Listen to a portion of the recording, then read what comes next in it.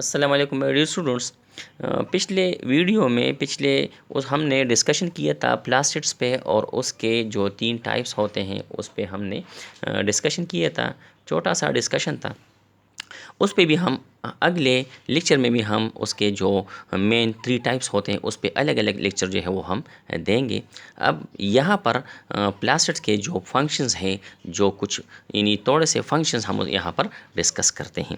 تو سب سے پہلے ہم کلوروپلاسٹ کی طرف آتے ہیں کہ in chloroplast the grana perform light reaction of photosynthesis. Photosynthesis میں ہم کہتے ہیں کہ فوٹوسنتھسس 2 ریئیکشنز پہ مشتمل ہوتا ہے.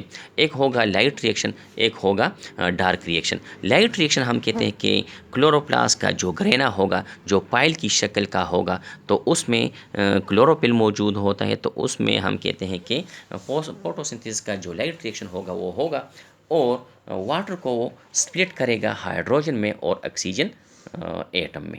تو اس کو ہم لائٹ ریئیکشن کہتے ہیں. اور یہ لائٹ ریئیکشن اس کے لیے لائٹ جو ہے وہ رسپانسیبل ہوتی ہے. نتیجے کے طور پر یہ ATP اور NADPH2 جو ہے مالیکیول یہ بناتے ہیں. تو in chloroplast the grana perform light reaction of photosynthesis, that is they trap light energy to produce ATP and NADPH2. دوسرا فنکشن اس کا یہ ہوگا پلاسٹڈ کا، ان chloroplast the اسٹروما help in dark reaction of فوٹوسنتھسس، that is carbon dye oxide is fixed in reduce to sugar. یعنی اگر ہم chloroplast کا discussion اس طرح کرتے ہیں کہ اس کا جو انولپ ہوگا اس کے اندر گرینا اور اسٹروما موجود ہوتا ہے.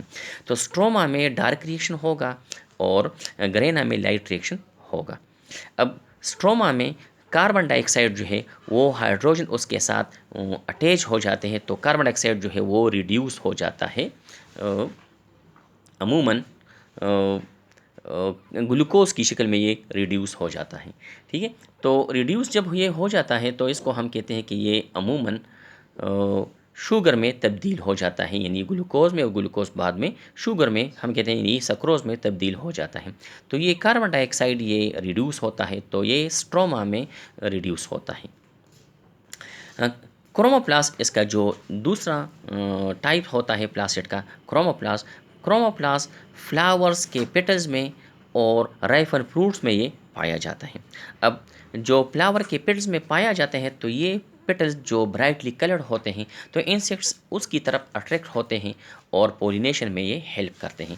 یعنی chloroplast in flowers petals attract insect for pollination. یعنی انسیکٹس کے باڈی کے ساتھ پولن گرین چمٹ جاتے ہیں اور ایک فلاور سے دوسرے فلاور تک یہ پولن گرین چلے جاتے ہیں. تو اس قسم کے فلاور کو ہم پھر انٹوموفیلس فلاورز بھی کہتے ہیں. Chloroplast are present in fruits. اب فروٹس میں کروموپلاسٹ موجود ہوتا ہے. اب انسیکٹس جو ہے، اینیملز خاص کر برڈز جو ہیں، وہ فروٹ جو ہے اس کی طرف مائل ہو جاتے ہیں، اس کو کھا لیتے ہیں. تو فروٹ کا جو پیریکارپ حصہ ہوتا ہے وہ تو کھا لیتے ہیں.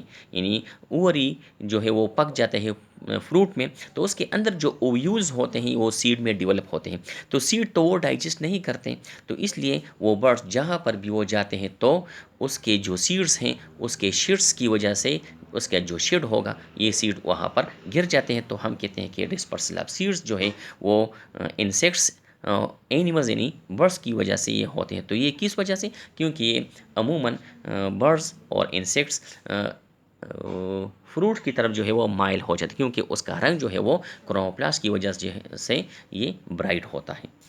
لیکوپلاسٹ help in the storage of food, یعنی آئل، کاربوہائیڈریٹ، پروٹین. یہ عموماً انڈر گراؤنڈ پارٹس میں یہ موجود ہوتا ہے، اور یہ اسٹوریج مالیکیول ہم اس کو کہتے ہیں. تو یہ اسٹوریج عموماً یہ ٹرائنگولر شیپ کے جو عموماً ہم کہتے ہیں لیکوپلاسٹ اس میں موجود ہوتا ہے.